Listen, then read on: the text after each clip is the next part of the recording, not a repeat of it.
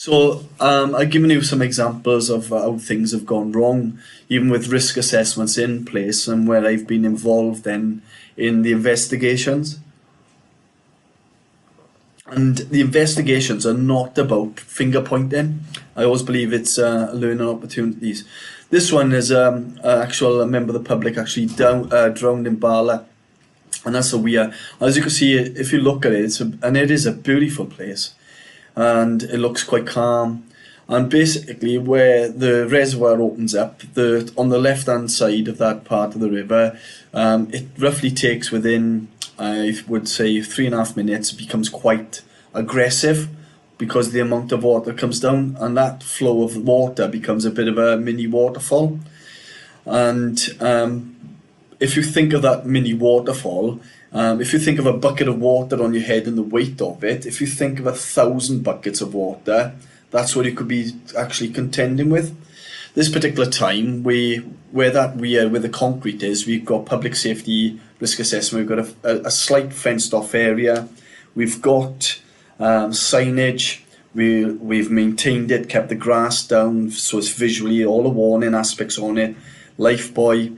So, and there's an embankment there as well. So if an individual wanted to go out on that concrete part, they have to actually physically, with a challenge, to get down that embankment to get there as well.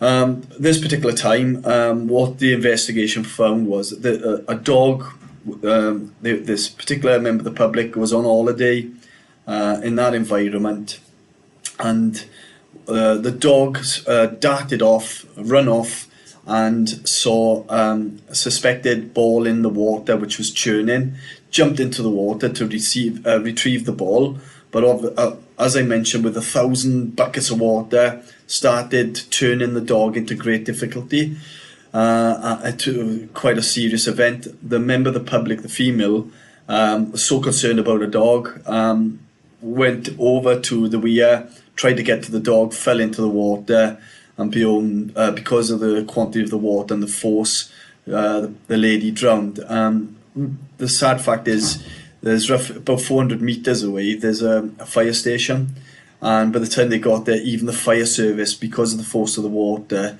had difficulties getting the member of the public out as well. The dog survived, so there was a big inquiry into this as well. A public safety risk assessment was looked at.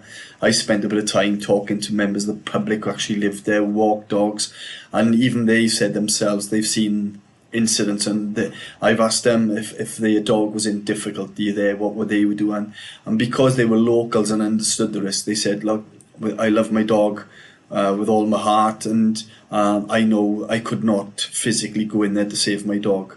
So there was a big learning opportunity. We liaised with the fire service. It looked at extra backup kit as well to actually help with situations like that if that event occurred again.